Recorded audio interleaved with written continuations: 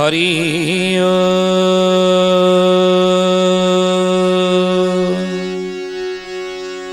ओम भूर्भुवः स्वः तत्सवितुर्वरेण्यं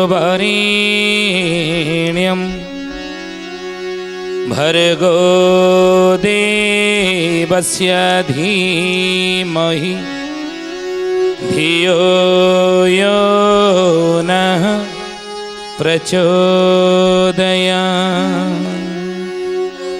वंदे भगवती देवी श्रीरामश्च जगद्गुरो पादपद्मे तयो श्रुत्वा प्रणमामि मुहुर्मुहुः।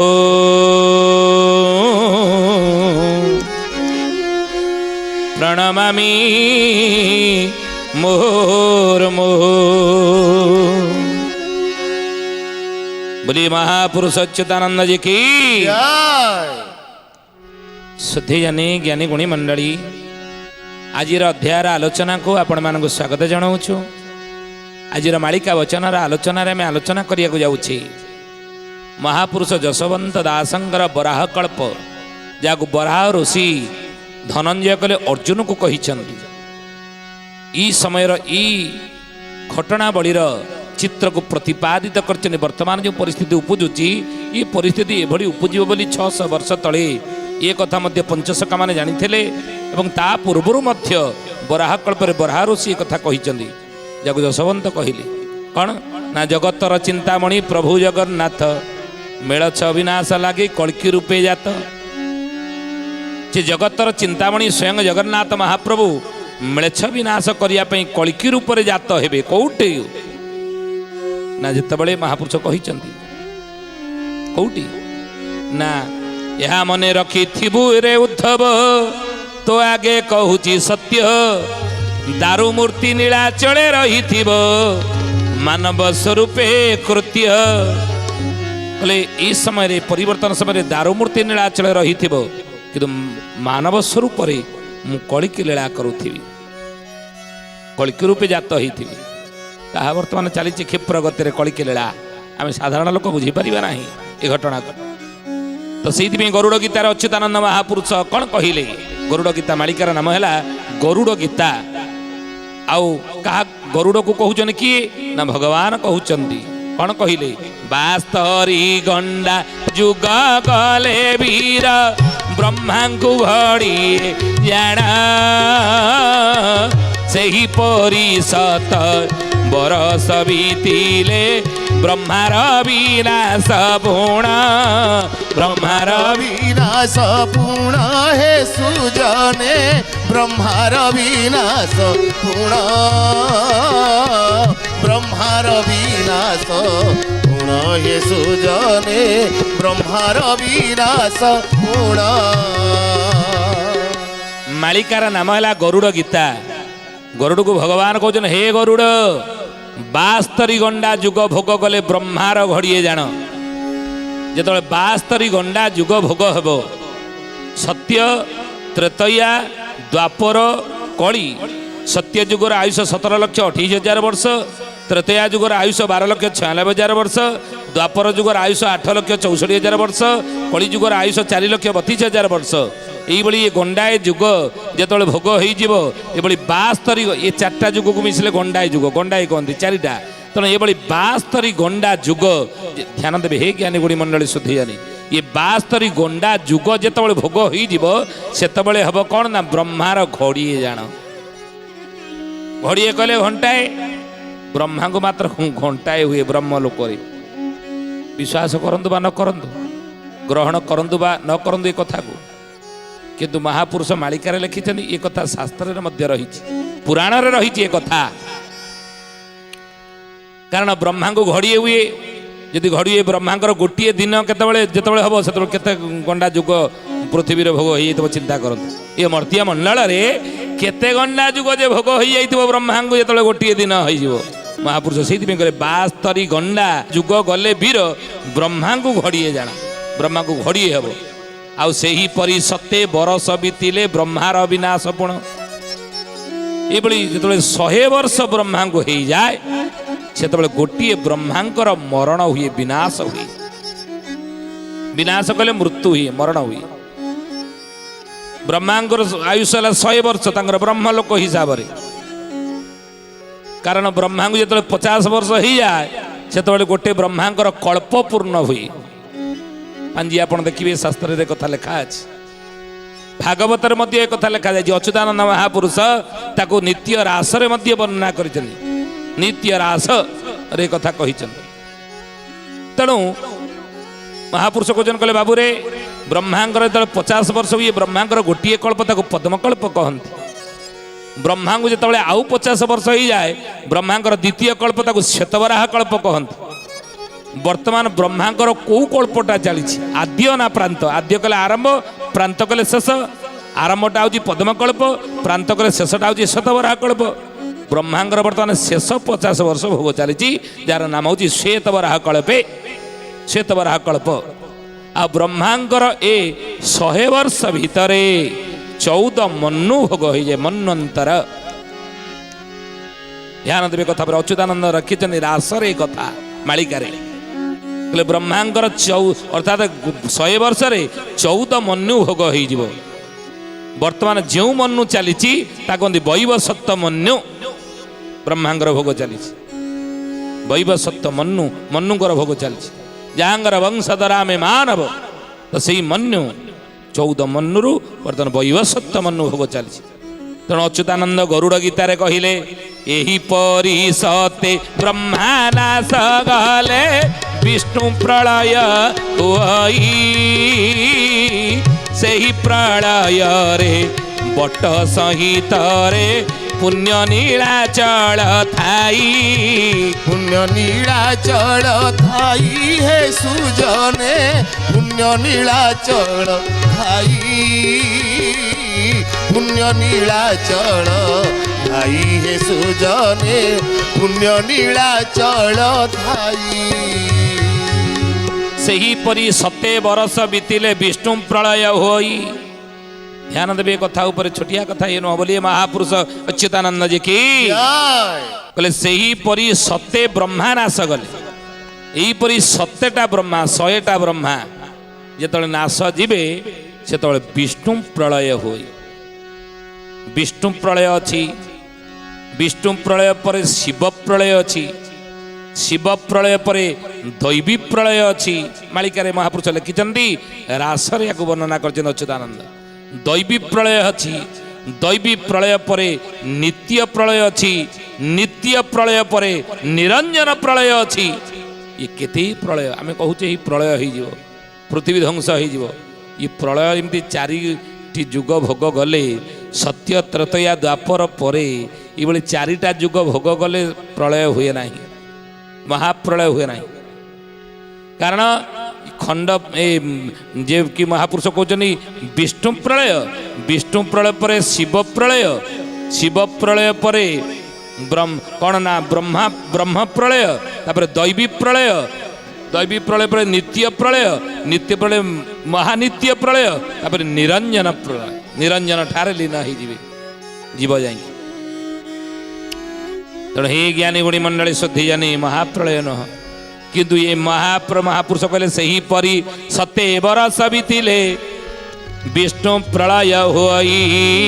ସେହିପରି 7 ବ୍ରହ୍ମା ନାଶ ଗଲେ ବିଷ୍ଣୁ ପ୍ରଳୟ ହୋଇ, ସେହି ପ୍ରଳୟରେ ବଟ ସହିତରେ ପୁଣ୍ୟ ନୀଳାଚଳ ଥାଇ।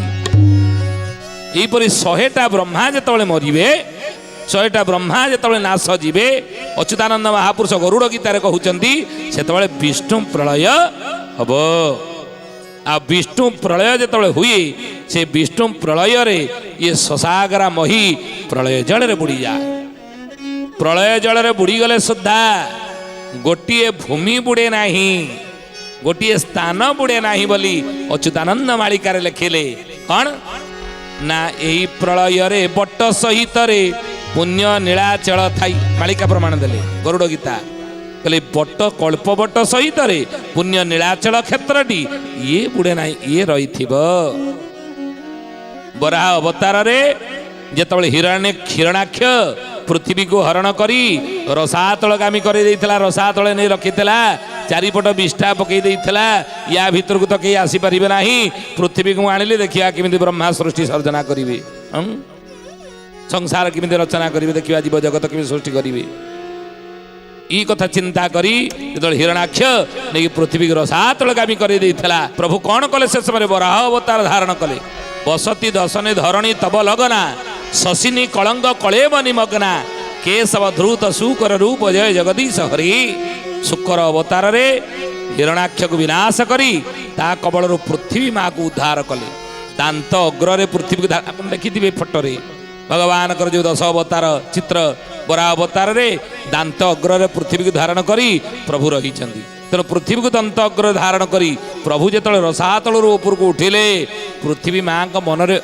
आसिला गर्व केते मु भाग्यवती मोर महत्व केते मोर गरिमा केते मोर महानता केते मु केते बड़ आज स्वयं प्रभु मते दांत अग्रे ऊपर रखिचंती मते मु केते बड़ न होइथिबी प्रभु सबु सहंती किंतु गर्व कहार सही पारंते नाही अहंकार कार सही परिबे नाही ओ प्रभु बोला अच्छा अच्छा पृथ्वी माँ पचाला कला प्रभु कुआड़े आपण नौचनी मते कुआड़े जाउचंदी हिरणाक्ष कबल मते उद्धार कले कुआड़े जाउचंदी ना तते ऊपर को नेकी जाउची ना रखिबे कोउटी मु तो पृथ्वी मु मोर सातल के मते नेकी पुणी आउ कोउटी जे गोटे स्थल भाग अछि जे संसार तो जलमय ना ये संसार होची जलमय आपण कोउटी मते रखिबे भगवान कहिले हे धरित्री पृथ्वी माँ ये देवी कोउटी रखिबी संसार जलमगर प्रलय जल रे बुड़ुची विष्णु प्रलय रे संसार आच्छादित हो जाइए जलमय हो जाइए भावुच कौट रखी ना हाँ कौट रखी संसार जलमय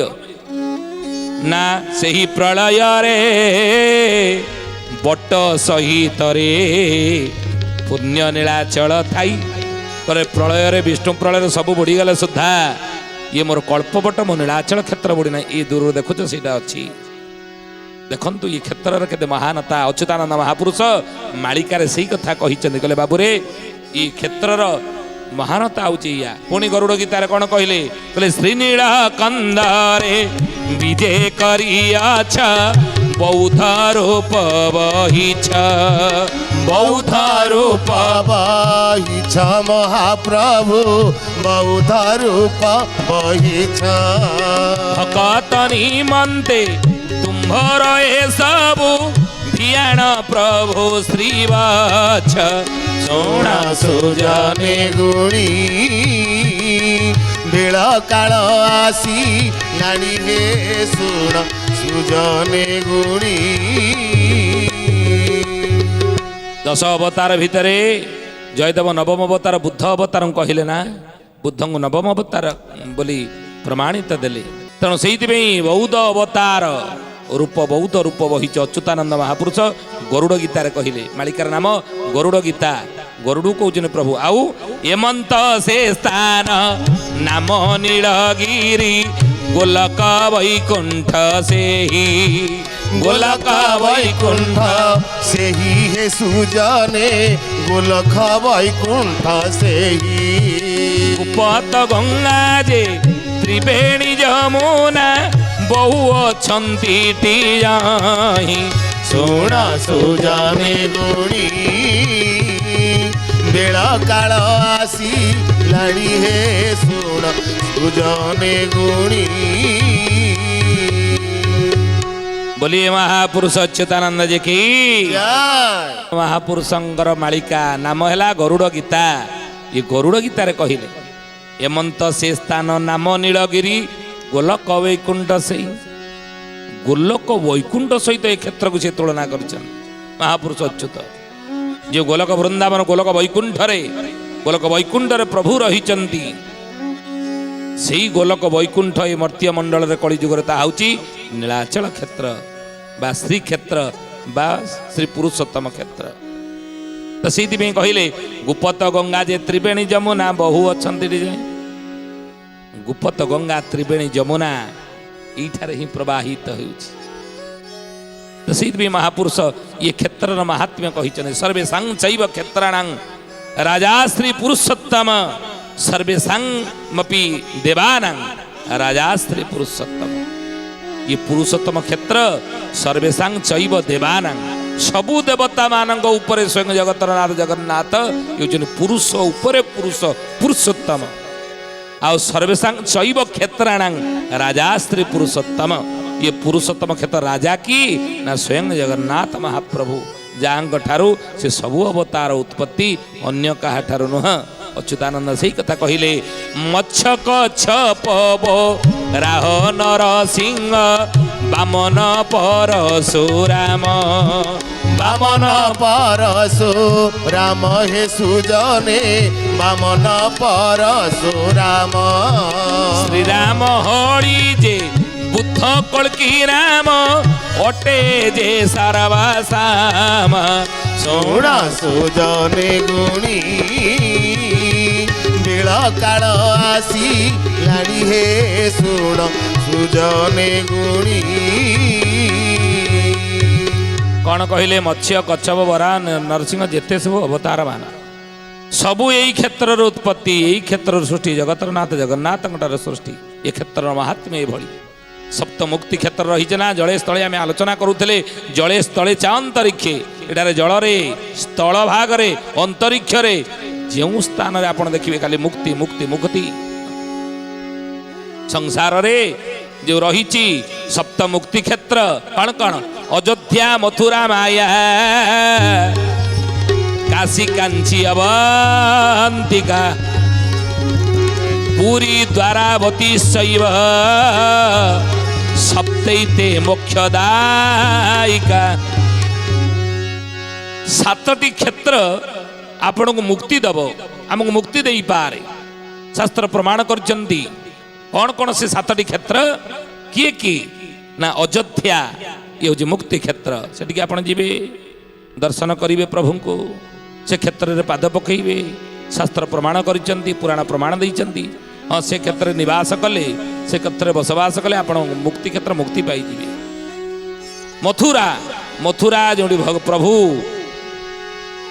जानी थे जन्म तांकर होता मथुरा ना कंसर बंदीशाला से मथुरा क्षेत्र मध्य मुक्तिदायक माया काशी कांची अवंतिका पुरी द्वारावती शैव सप्तैते मोक्षदायिका। ये सातटी क्षेत्र मुक्ति दब मुक्तिर क्षेत्र को बोल कहती। तो से महापुरुष कहते मध्य ये पुरी हूँ अन्यतम सबू पुरी गिरी अच्छी तेणु हे ज्ञानी गुणी मन यशवंत से कथा मालिकार कहले जे कौन कर हे प्रभु आपण एठारे स्वयं जगन्नाथ आपण एठार लीला करुछंती कलिकी रूप आपण हेबे कलिजुगरे कलिकी रूप हे आउ भक्त माने सबू आपणकर से कलिकी कली कलमसरु उद्धार पाइबे आपणकर से रूप को देखी। महापुरुष से कहउचंदी चतुर्धा मूर्ति देउले प्रकाश चतुर्धा मूर्ति देउले प्रकाश चौवन रे बाना नाम जीस चौवन रे बाना नाम जीस। चतुर्था मूर्ति देउले प्रकाश कलिजुग गीतार अच्युतानंद महापुरुष कहते मालिकार नाम है कलिजुग गीता। ये कलिजुग गीतार कहले से देउलरे चतुर्था मूर्ति की दर्शन कले ये कली कलमसरु मनीष उद्धार पाइब कली हत मानव उद्धार पाइब मुक्ति पाइब कलिजुगर से ही एकमात्र देवता। तेणु से कहते जगन्नाथ प्रभुंकर पाद पद्म से भी अच्युत से कहले रखिले रख जगन्नाथ आउ नाही रखंता तुम्हें ही रक्षा करिबो। आ पुणी कौन कहले धूत पणे ताही किछि नाही धूत पणे ताही किछि नाही अपधूत बोली अछि कुहाई अपधूत बोली अछि कुहाई। धूत पणे तही किछि ना किछि बाछ विचार तांक ठार न थाए सर्वतंत्र स्वतंत्र सी अपाणीपाद जहाँ को श्वेता श्वेत उपनिषद कहती अपाणीपादो जवन ग्रहीता पश्यत्य चक्षु सशृणत्य कर्ण सवेति वेद्यं न च तस्यास्ति वेता तमाउरग्रं पुरुषं महांतम। अर्थात अपाणीपादो पाद नहीं आम घरे गोटे ठाकुराणी रखा कृष्णकर मूर्ति रखिथिबा जदि हाथ गोटे कौन कारणवशत भांगी जाए आम कौन करवा कौन पूजा करती ना ରାମଙ୍କର ମୂର୍ତ୍ତି ଆଣିକି ଠାକୁର ଘରେ ରଖିଛେ, ଦଇବାଦ ହାତ ଗୋଟେ ଭାଙ୍ଗିଗଲା, ସେ ରାମଙ୍କ ମୂର୍ତ୍ତିକି ଆମେ ଆଉ ପୂଜା କରନ୍ତେ ନାହିଁ। ଦୁର୍ଗା କାଳୀଙ୍କର ମୂର୍ତ୍ତି ଯଦି ଠାକୁର ଘରେ ରଖିଥିବା ପୂଜା କରୁଥିବା, ଦଇବାଦ ଯଦି ତାଙ୍କର ପାଦଟା ଭାଙ୍ଗିଯାଏ, ସେ ପ୍ରତିମାର କୌଣସି ଅଙ୍ଗ ଅବୟବ ଯଦି କ୍ଷତିଗ୍ରସ୍ତ ହୁଏ, ଆମେ ତାଙ୍କୁ ପୂଜା କରନ୍ତେ ନାହିଁ। କାହିଁକି ନା ଶାସ୍ତ୍ର ପ୍ରମାଣ ଦିଅନ୍ତି ନଗ୍ନ ଭଗନ ନ ପୂଜୟେତ୍। ନଗ୍ନ ଭଗନକୁ ପୂଜା କରିବା ଏ ବିଧି ବିଧାନରେ ନାହିଁ। ଜଗନ୍ନାଥ ସବୁ ରୂପ ସବୁ ଦେବତାଙ୍କର ସବୁ ଭଗବାନଙ୍କ ରୂପ ହେଇପାରିବେ, କିନ୍ତୁ ସବୁ ଭଗବାନ ଜଗନ୍ନାଥଙ୍କ ରୂପ ହେଇପାରିବେ ନାହିଁ। ଏ କଥା ଶାସ୍ତ୍ର ପ୍ରମାଣ କରି ଦେଖନ୍ତୁ ଏମିତି ଦିଅ।